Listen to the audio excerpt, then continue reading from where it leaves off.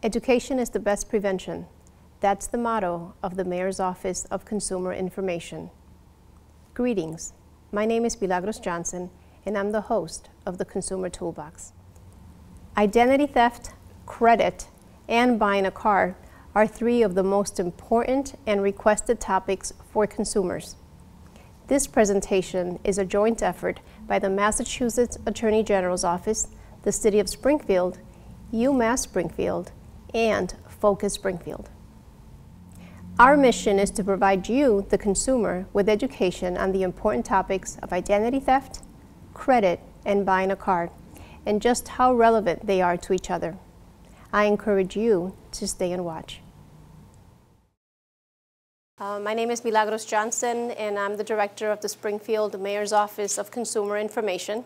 We are actually an extension of the Attorney General's office. Our office is funded by the Attorney General and works in cooperation with the Attorney General's office. So if you live anywhere in Hampden County or Worcester County, a third of Worcester County, including the city of Worcester, or you have a business transaction with a business in Worcester or in Hampden County, and you live outside of a jurisdiction and you have an issue, you come to us and we will help you.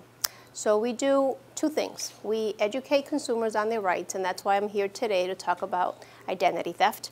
And the other thing that we do is we mediate consumer complaints. So if you buy a good or you sign a contract with a business for a service that's not provided, or you have an issue with a credit card, anything that has to do with your credit or your money and you're not happy with the product or the service, we will help you. So all you need to do is file a formal complaint with our office, and we will assist with hopefully a happy resolution. It's an extremely busy office. No 2 days are alike, as my intern Thomas can attest to. It's extremely, extremely busy. We average about 100 cases, new complaints a month. So again, as I said earlier, it's the Hampden County and Worcester County Local Consumer Program. That's why it's called LCP. We educate, we mediate, and since 2000, since I started, we have recovered over $11 million in savings to consumers. That's just our office. And you know, it's a small office. I'm the only one full-time. I have a part-time person, and I recruit interns who I heavily rely on. The city is kind enough to give us a beautiful office space as in-kind service. They give us utilities, they give us computers, telephone, and without those in-kind services from the City of Springfield, we wouldn't be able to function either, as well as the contribution from the Attorney General. So today I'm going to talk about identity theft, and you're going to hear me say this quite often. Identity theft is the fastest growing crime, and because of that, it's my #1 preference for presentations, because not everyone knows about it. And I have to say that unfortunately, most individuals don't take the time to read up on it, to educate themselves, to study it, to watch TV programs educating them on it until they become a victim. Then all of a sudden, they call our office. They want to read. They need to know, how did it happen? How do I remove this information from my credit report? What do I do? My identity has been stolen. Someone is pretending to be me. So instead of waiting, education is the best prevention. You can prevent becoming a victim by learning the tools and having the tools at hand so that it doesn't happen to you. First, I'd like to talk a little bit about some scams that are targeting our area, and I hear about scams every single day. Consumers are calling our office, alerting us, especially the seniors. They're the #1 targets today. So there's the vacation and rental home, where you rent a vacation home, and mostly it's something that you see online on a reputable website. But what's happening is the crooks are copying a legitimate picture of a rental property or a vacation home, and they're posting it on Craigslist, for example, or some other form of network account, and then they post it pretending to be an authentic rental property, and consumers are falling victims of that. So be very careful when you're renting vacation homes and rental homes. The utility bill is when they call your home and they claim that you owe money, and they threaten to have you arrested or send the police to your home to investigate. There are all kinds of threats that come with a utility bill threat, so with the utility bill scam. So be alert of that one. If you know you don't owe money, just hang up the phone.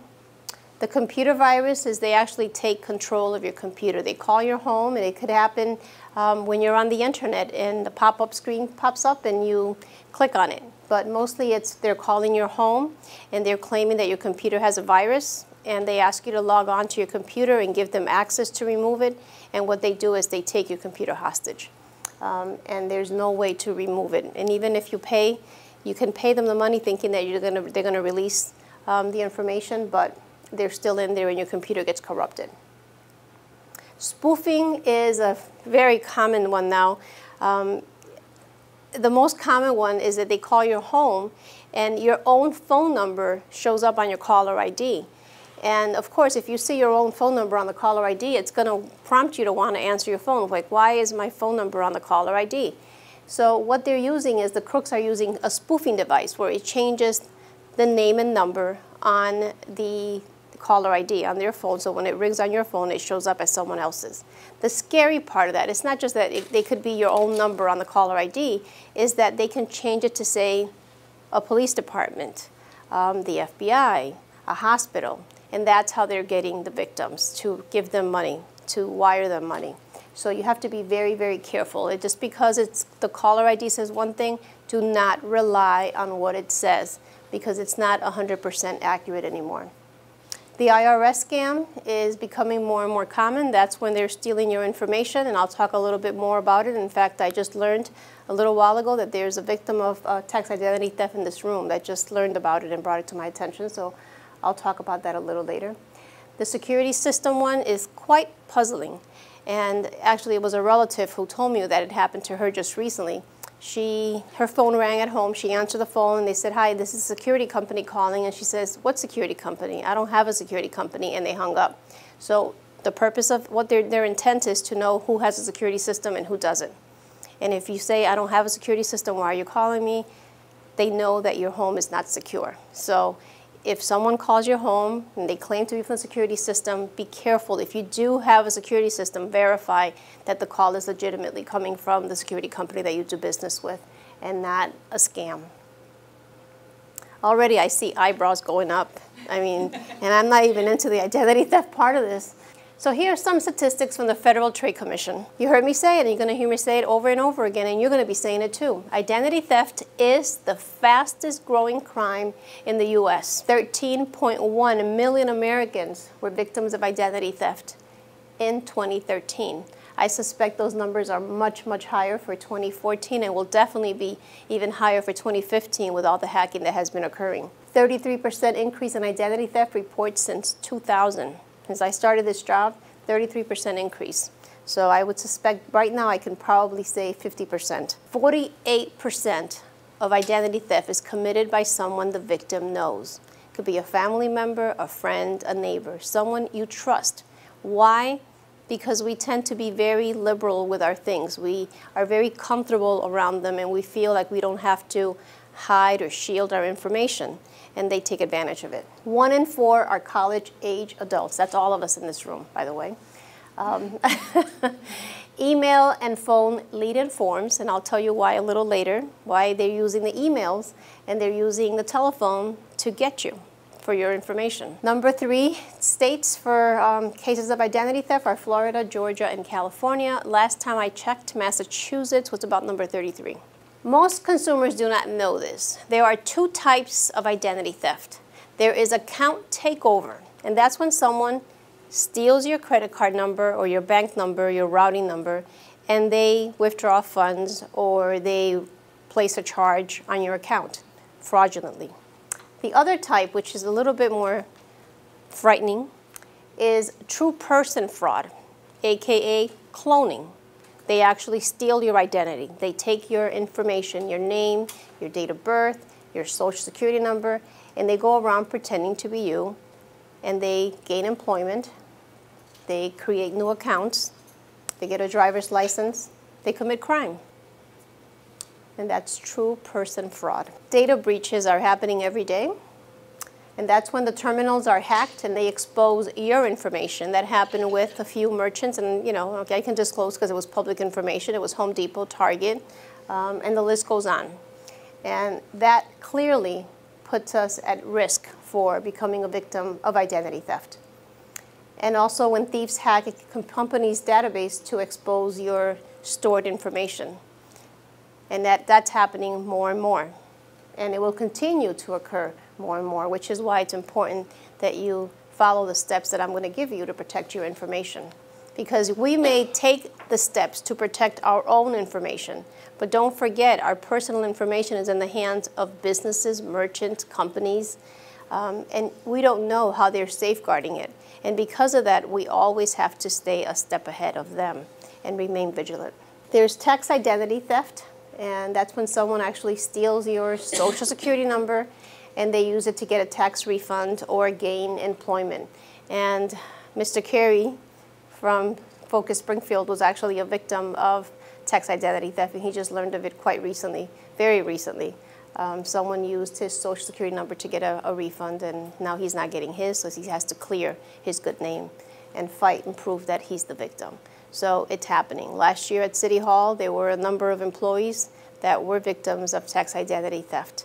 Not because the city did anything wrong, but because of whoever did their taxes, or perhaps it happened when the records of the IRS got hacked into. So sometimes they just randomly select numbers and they file fraudulently. So it doesn't necessarily mean that you compromised your information, but these crooks are very, very creative in doing it. Unfortunately, the IRS is not on top of the game, and they're not checking to see whether those numbers, those social security numbers, verify. And so that's how they're getting away with getting the tax returns. How do you know you're a victim of tax identity theft? As Mr. Carey learned, he was denied his refund. The IRS sends you a letter claiming that you owe taxes. If you know you don't owe taxes and you filed and you're legitimately current with your taxes and you receive a letter, that's definitely a big red flag. It could be that someone is working with your information. The IRS withholds your refund is another way.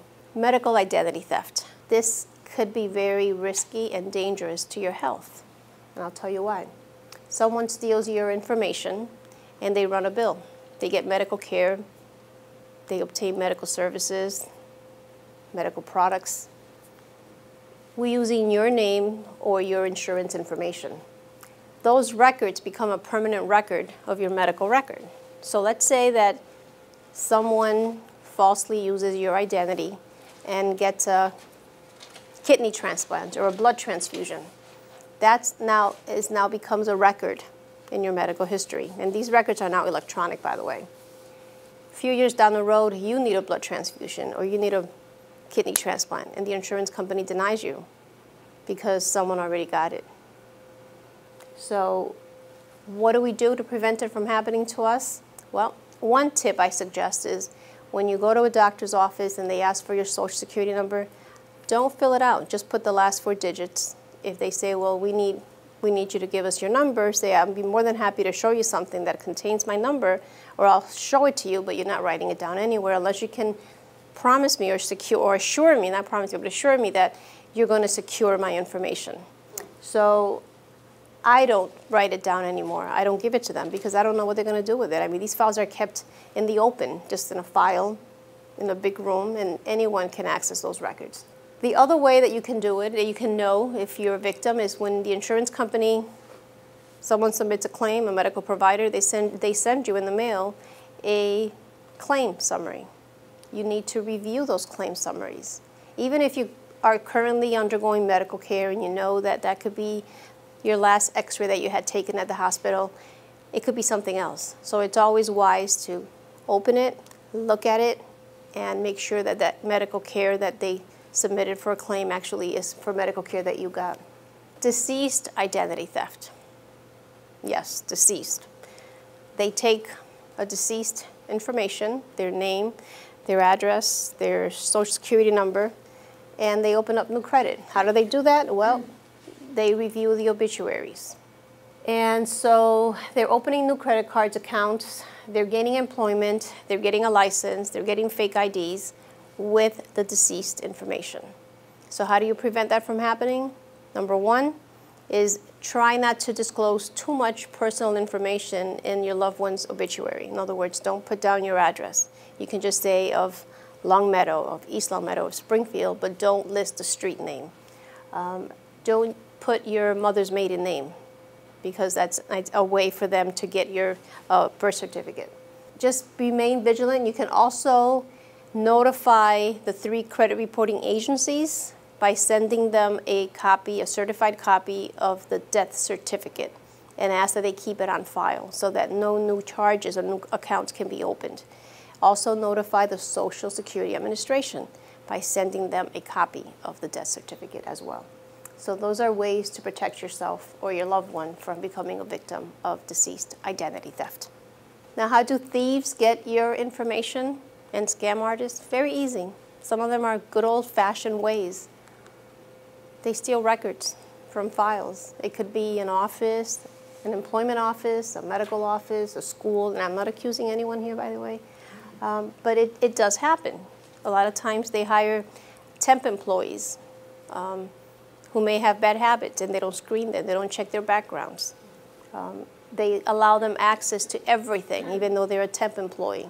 So you need to secure, if you're going to bring in temp, secure those records, secure anything that's confidential. If you're going to give them access to a database, make sure that you can track what their activities were. So if anything occurs, you can go back and see who went into that database and who accessed those records. Shoulder surfing, and that happens when someone looks over your shoulder when you're at the ATM machine or at the cash register, and they capture a picture of your credit card or your bank card. And that could happen to someone petite, like, someone like me, where I could be I'll demonstrate if you don't mind. I could be at the cash register and waiting for the cashier to scan the groceries, and so I'll have my credit card in my hand because I'm anxious to get home to start my dinner, and I have my credit card numbers just like that, and the person behind me is tall and has his or her cell phone, pretends to be dialing, and what he or she is doing is capturing and zooming in with her fancy smartphone, capturing a picture of my credit card. Or it can happen at the ATM machine. They could be over my shoulder, I enter the PIN number, I turn around, I know someone's waiting, so I grab my cash, grab the card, turn around, and they grab the card. Now they captured me entering my PIN number. So be very careful with becoming a victim of shoulder surfing. Dumpster diving, yes, they are still going through people's trash looking for documents that contain personal information.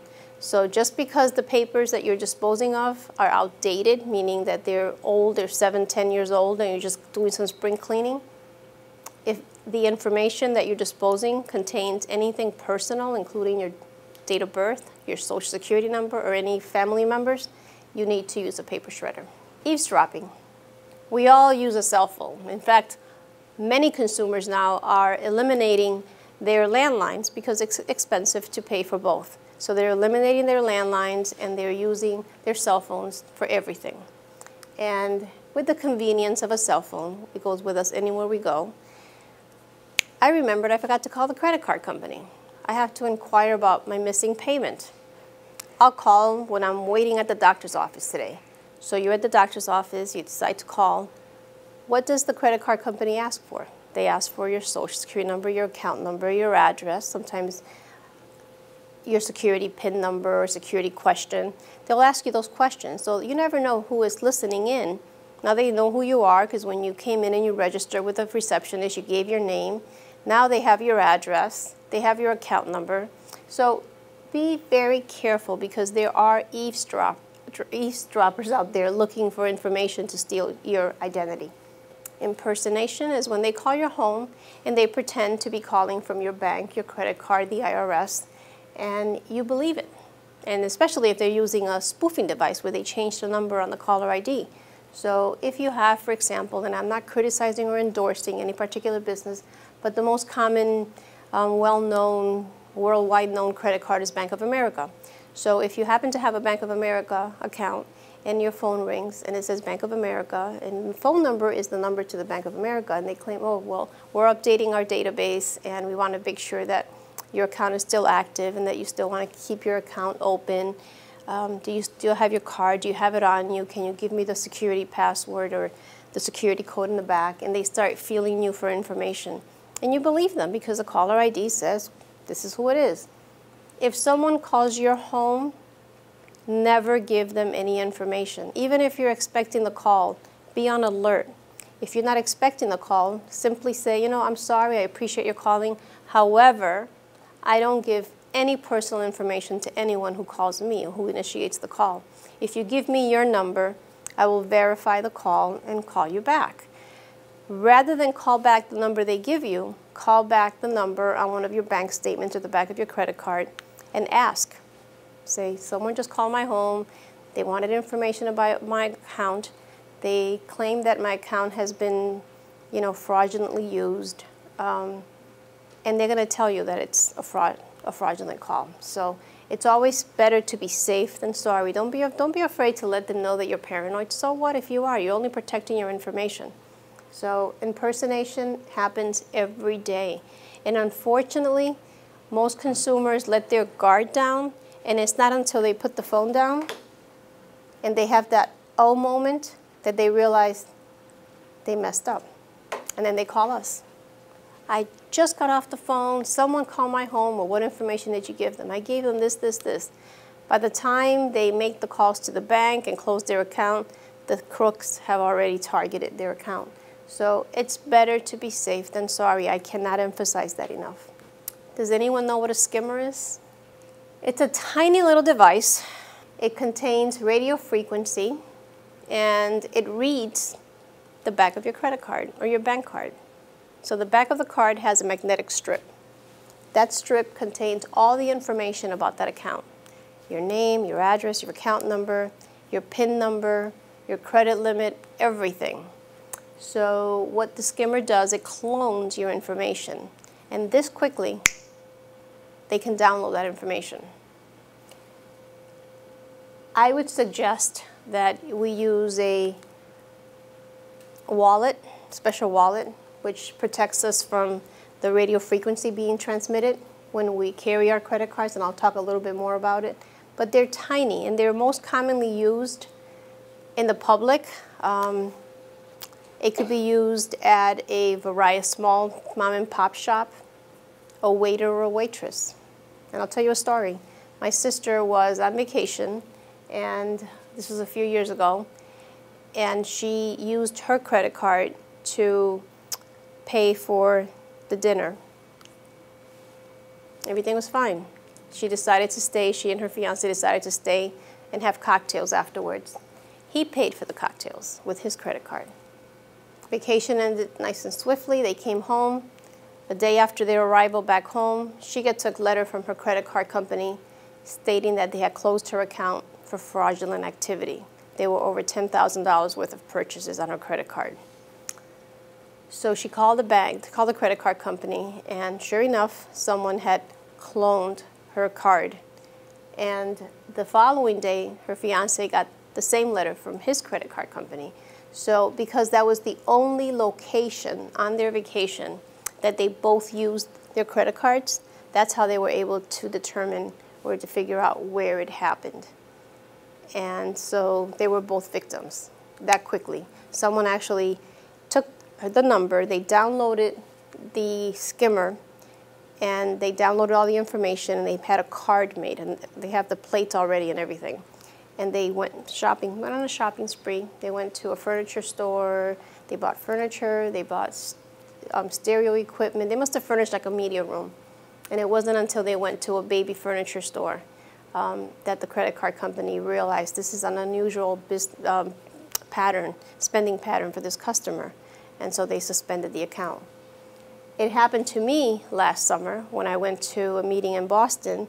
I used my debit card at a coffee shop, and I don't think, to be honest with you, I don't believe that it was the employee behind the register. I believe it was the person that was standing behind me waiting in line that had a skimmer in his hand and swiped it through my pocketbook. Of all days, that one day I had a different purse and I did not have my special Shield wallet. And so when I came back home, I found out that my account was closed because I went to use the card and I was denied the purchase. And when I called the bank, they told me that my account had been used, and they ran a bill really quickly at $300 in a matter of minutes before I even got back from Boston. and the bank caught it because they went to the gas station twice and used it for a $98 cab ride. And so the bank suspended the account. So they use a skimmer. They're common at ATM machines, and what they do is they put an overlay on the machine, so there's no way for you to know if you're not familiar with the surroundings and the equipment. You know how all ATM machines are different. So what they do is they put a device over it to cover it up, and that's capturing your information. And they usually put a camera where it captures you entering in your PIN number. So they have now your card number and your picture of you, a videotape of you entering your PIN number. Computer use. Who doesn't use a computer every day? We all use a computer. We live on our computers. We need our computers. Computer hacking is when they access your computer without your permission. And that happens if you don't have the proper protections on your computer. And it happens to businesses as well. They hack into their computers. It just happened to the federal government just this past week. Phishing with a PH. Spam emails or pop-up messages claim to be from legitimate business, and they send you a link. And you click on the link, and before you know it, you are giving them personal information. So just because it's an email from your bank or your credit card, it does not necessarily mean that it's legitimately from them. Or the IRS, thank you. Yeah, see, from the IRS. Yeah, so, yeah. And what they're doing is they're cloning the email address, they're cloning the picture, the logo, everything to let you think. But if you move the cursor over to the link and you hold it down, it's going to give you the address. So if it's the IRS and it's not a .gov, you know that it's spam email. So I personally don't click on anything that I receive unless I have them under my favorites, or I'm expecting it, or I verify the certificate on that for that business. If you just common sense, the IRS doesn't send emails. They just don't. Banks may send you one if you're registered with them and you ask for emails, but they don't send you just any random email. It's specific. So I would just avoid clicking on any links until you verify. Spam, false advertising, or those get-rich-quick schemes. Who isn't looking to get a few bucks? So the spam emails, they come in every day. I get them at work every day, every morning, and I spend more time deleting than anything. Spyware is installed without your consent, and they actually monitor your actions. They know your every activity. Have a firewall and remove your cookies on a weekly basis. And I'm not talking about the kind of cookies that are in that box either. I'm talking about cookies that leave a trail, not cookie crumbs. They leave trails of all of your activities. So merchants do it for marketing purposes. So if you go shopping on a retailer's website, let's say you're looking for your internet shopping. We used to call it window shopping. Now we do internet shopping. And you're looking to compare prices for a new refrigerator, for example. And you go on the internet and you go to this major retailer, and then you go to the next competitive major retailer. If you don't remove your cookies, they know that you're going to another website. If you think about it, when you're shopping, comparing prices for the best price on an air ticket, for example. Say you're planning your vacation and you want to get the best deal possible on those air tickets. You notice the next day when you go back on, the price went up. And you go back a third day and it went up even higher. That's because they track you. They're tracking you and they know it's you. So they're trying to get you. So you have to remove your cookies. If you use Windows XP, internet browser, you can set your settings to remove cookies every time you exit the internet browser. That's what I do. If you have Safari, you can also just manually go to Preferences and then delete history, delete your cookies, delete your cache. So there's no tracking. Why do you want, even for marketing purposes, you ever wonder why you go to another website and they offer what you were looking for at another website? I mean, doesn't it make you wonder, how do they know that I was looking for the same? It makes you, well, that's why, it's the cookies. So cookies are not good for you. They taste good, but they're not good for you. No, I'm just kidding. I'm talking about these kind of cookies. Install a firewall and a virus protection software and update it on a weekly basis. So what? You have it, you purchased it, or you downloaded it, but if you don't update it, every day there's a new type of virus that comes out. So therefore, they're updating. You must update your computer and update the software. If you don't, you're not going to have the protection that you need. When you're shopping online or you're going on a website that requires you to enter your personal information or your credit card information or your bank information, always look for the S in the URL address line. If there is no S, that means that the website is not secure. To me, it also means stop. Stop, because you're going to put yourself at risk for becoming a victim of identity theft. All the information, if there's no yellow padlock key or there is no S on that website, chances are that the information that you're entering is not going to be encrypted, which means that anyone can read that information. So always look for the S in HTTP. No S, stop. Well, there's a website called DuckDuckGo. It's just like Google, and you can use it as your search engine, and it doesn't track you. It was designed by these two young guys who wanted to protect children when they do their homework. And so they created DuckDuckGo. It's user-friendly. Now everyone is using it. Parents are using it, teachers are using it. I use it. There's an app for it for your smartphone, and it doesn't track you. We all have a smartphone, I said that earlier, which puts us at greater risk for identity theft. I said that earlier in my presentation. Why? Because we're using it too much. No, we're using it in ways that puts us at risk. So we're using it in the general public. We go to the coffee shop, we go to a restaurant, we go to the mall, and instead of running our data plan, we use the public Wi-Fi. We use hotspots, and those are not secure.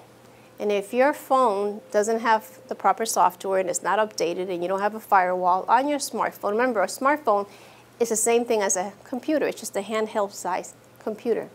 So the same protections and security that you put on your laptop and your home computers, you should also put on your cell phones. And remove the cookies from those too, by the way. I removed them on mine. So if you're going to use a public Wi-Fi, a hotspot, use it maybe for reading local news, reading news, things like that.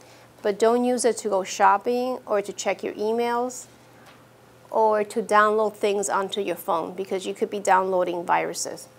Use it for entertainment purposes only, but if you have to check your email or your bank account or pay a bill, do not use your cell phone for that. I never, ever use my cell phone for anything personal, like logging into my bank account or anything that requires me to enter anything confidential and sensitive. I never use my smartphone for that. I wait until I get home and I use my laptop. Apps that we download free, there's a lot of great apps out there that are free that make our lives a little bit easier, but if you don't read the terms and conditions, we are waiving our right to our privacy, and we are at their mercy when it comes to what access they have to our information and our phone. So it could be a photo editing website, but don't forget that if you take a confidential picture, something that's sensitive that you only intended for a loved one, and you're giving this photo editing app access to all of your photos, they have access to that photo too, even though you're not using their app to edit that photo. You're giving them total access. So I just gave you a real life example of how they use it. Password protect your mobile devices just like you do your laptops. Install security software.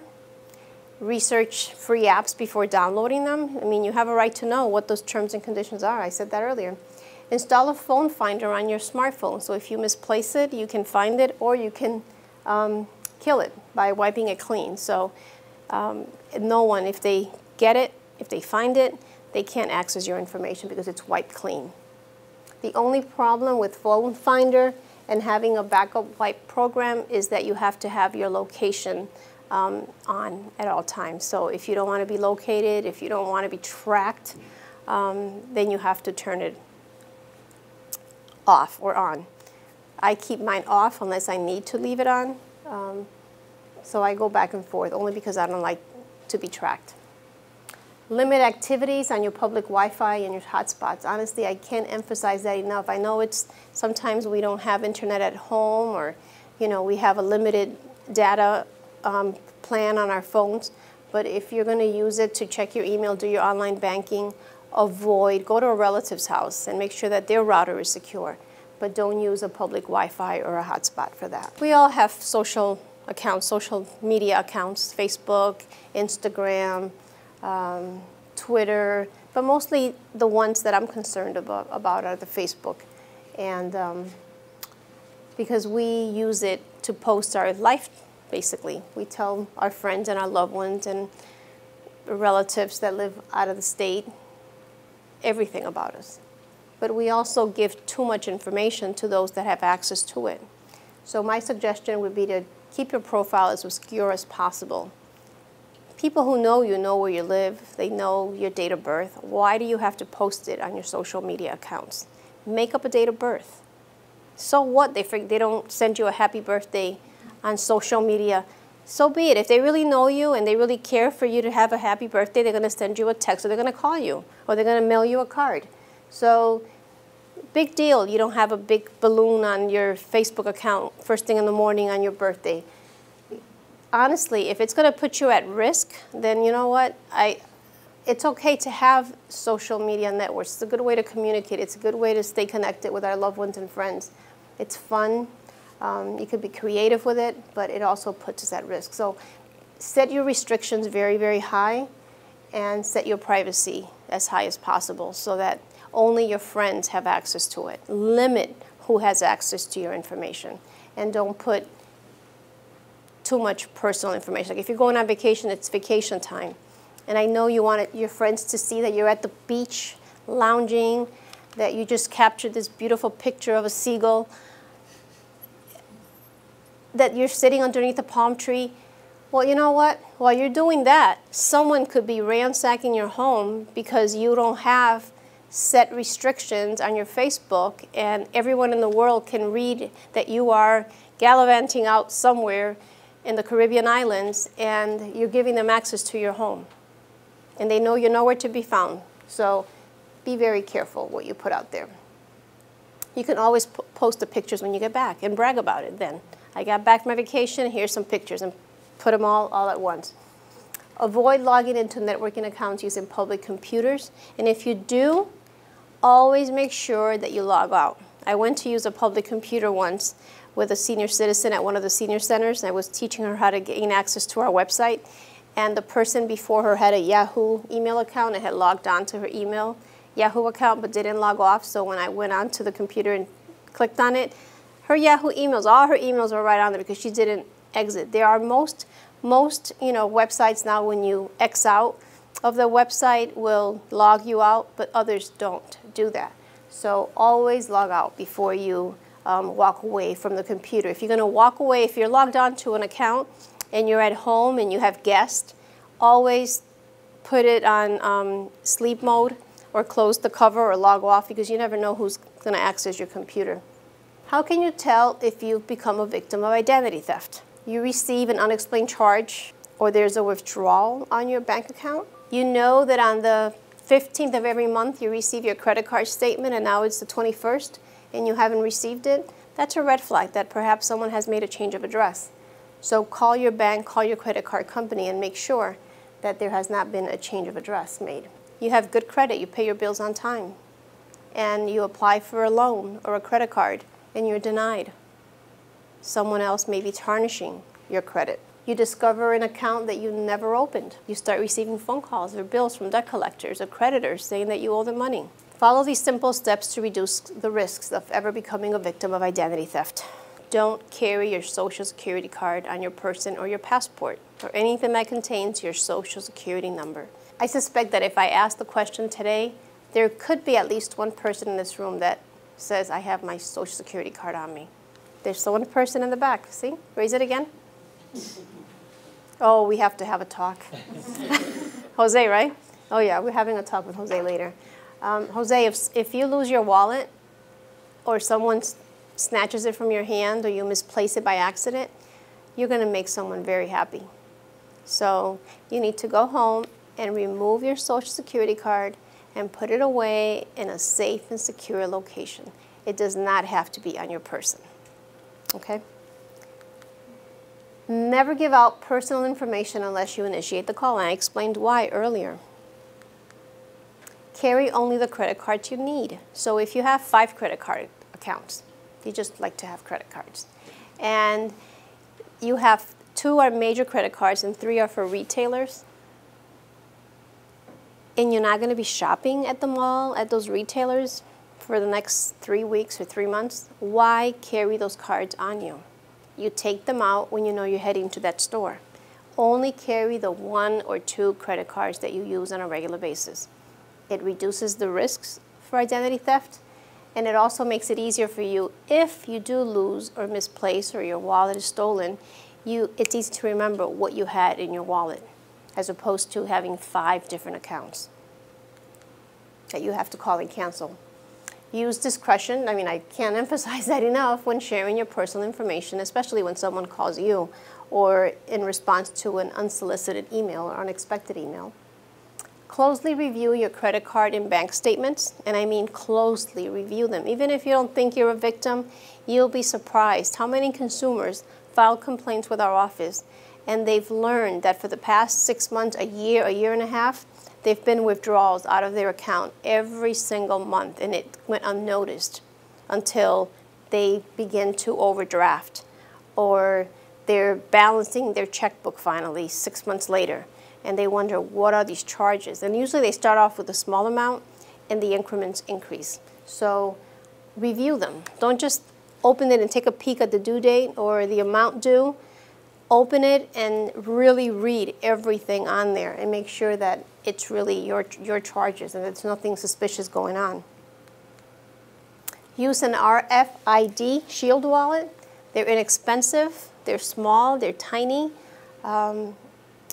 It's just like a little credit card holder, and it has a special shield on it, so no one that has a skimmer and tries to skim your cards, it won't work. If you don't want to go through the trouble or the expense, you just wrap them up in aluminum foil. It works the same way. So just place your credit cards in aluminum foil.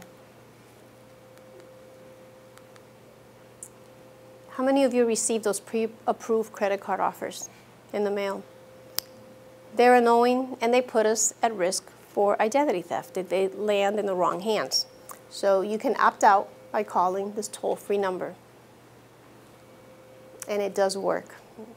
If you want a credit card, you're going to solicit it. Why get the offers? It's nice that they come in the mail, but again, they also put you at risk for incurring more debt. Invest in a paper shredder. They're inexpensive. They make great gifts. Matter of fact, if you haven't bought your Father's Day gift yet, buy your father a paper shredder. Please don't talk to my kids. Buy him a shredder. He said he wants one. Order your free credit report annually. Now, I brought today in the packet, there is a form for your free credit reports. If you do it, you can do it 3 ways. You can do it online by going to annualcreditreport.com. Type the address on the URL line. Don't Google it. Don't Bing it. Don't DuckDuckGo it. Go on the URL line and type in annual credit report. That way you are 100% sure that it's going to direct you to the official annual credit report website. By going through annual credit report, you will get all 3 credit reports for free: Equifax, Experian, TransUnion. Okay? So if you do it on the computer, you get them instantly, assuming that the information that you enter into the form matches what is on your credit file. They're going to each of the credit reporting agencies are going to ask you random questions, 4 questions. Read them carefully. They try to trick you. And the reason why is in case it's a perpetrator or a thief trying to pretend to be you. So they're going to ask you questions that only you know the real answer. They may ask you that what your mortgage payment is, or your car payment, or when you paid off a car loan, or when you took out that car loan. Only you know that answer. So answer the question. If you don't have a mortgage and it says you have a mortgage, Don't be alarmed. That doesn't mean you're a victim of identity theft. It could be and it could not be. Answer the question. If the question is accurate and your credit report does not say that you have or indicate that you have a credit report, you're going to get your credit report instantly. You'll be able to print it out. If the answers don't match what is on file, they're going to deny you access to your credit file, and they're going to give you a link that you're going to request it in writing. They'll send you a letter asking you to submit supporting documents that you are the real Milagros Johnson, Mary Smith, proving that it's you. You can request it by phone, and you'll get them between 7 and 10 days by calling the toll-free number, or you can do it by mail. It takes the longest. It could be up to 2 months.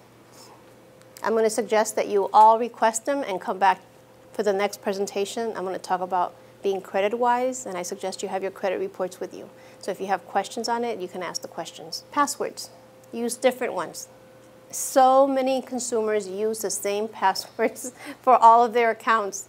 Be creative. Do not use the same one. Use a combination of letters and numbers. In fact, most websites now require you to have numbers and letters and pound sign, dollar sign. Change them regularly. In fact, if it's too much for it to think of another one, switch them around. But don't use them, reverse them. So if the password is hamburger, spell it backwards. If they ask a question for your security question, for example, what is the name of your first pet, and your first pet was named Coco, don't put Coco. Put hash brown. Be creative. Don't answer the question only because if someone that knows you gets the access to that credit card number and tries to go into your account, they know the answer to the question. So if your favorite ice cream is vanilla, put strawberry. Or put something else, put ketchup. But don't give an accurate answer. Never give out passwords to anyone. If you have to, you're in a do-die situation, give it to them, but soon thereafter, change it. Remember what I said about the percentage of victims of identity theft. It's because someone you know, someone you trust. Keep a backup written list in a secure place when you have that senior moment that you can't remember. There's too many websites. Just write them down and have them at home. We can now freeze our credit reports. A very good way to protect our credit files. If you're a victim of identity theft, you can place a fraud alert. They can still open new accounts if they verify that it's you. With a credit freeze, it's solid. No one can gain access to your credit file. No one until you unfreeze it. And how do you unfreeze it? You have to submit a request and give them the PIN number that you created when you asked for them to freeze it. And no one can access your credit file. So the only negative thing to freezing your credit file is if you need instant credit, you're not going to get it. So let's say you decide today, I need a new car. I'm not going to replace the transmission in my car. I'm just going to go out and buy a new one. They're having a super sale this weekend, and I'm going to go get that car that's on sale. And you need to apply for a loan, and your credit is frozen solid, you will not be able to apply for the loan until you unfreeze it.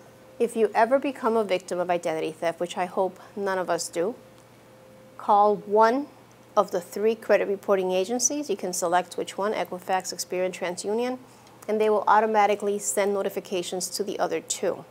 It used to be that we had to call all 3, but they changed it because of the increase in identity theft. They wanted to make it as easy as possible for consumers to resolve their issues and place the fraud alert. You must file a report with your local police department. Even if you don't know who the perpetrator was or is, you have to document it with law enforcement. That's going to be your proof that you're a victim when you have to dispute accounts on your credit file. If there's no police report, they're not going to take you serious. You have to file it. The police department knows that there is a requirement that they provide consumers with the report if they are victims of identity theft or are being put at risk of becoming a victim. File the police report and keep a copy of it. Complete a Federal Trade Commission identity theft affidavit. That's on the Federal Trade Commission website, ftc.gov.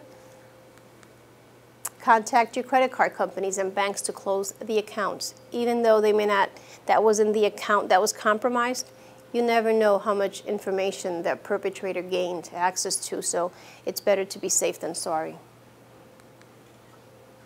Monitor your credit card statement indefinitely. It could have been a year ago, 2 years ago that your information was compromised. Sometimes thieves go dormant. Sometimes they go to state, they pretend so that you forget, you forgive and forget. And then all of a sudden, they get active again. And that's when you need to know. So if you monitor on a regular basis, if you stay savvy and you stay sharp and you stay on top of things, you're going to catch it early on. I said earlier, please join us on Tuesday, July 14th, same time, same place. Be sure to bring your credit reports.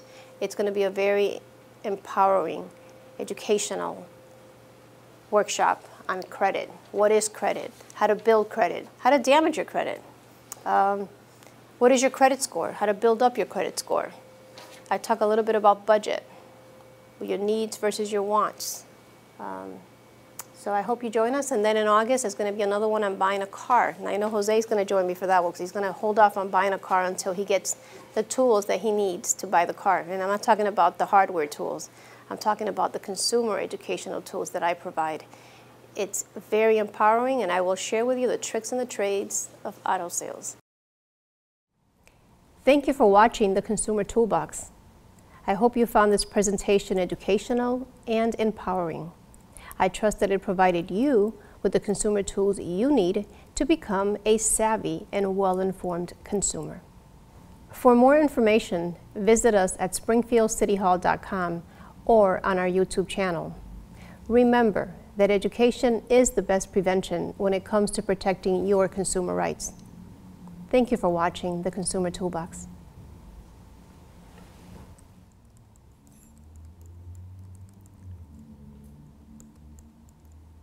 Couple more seconds.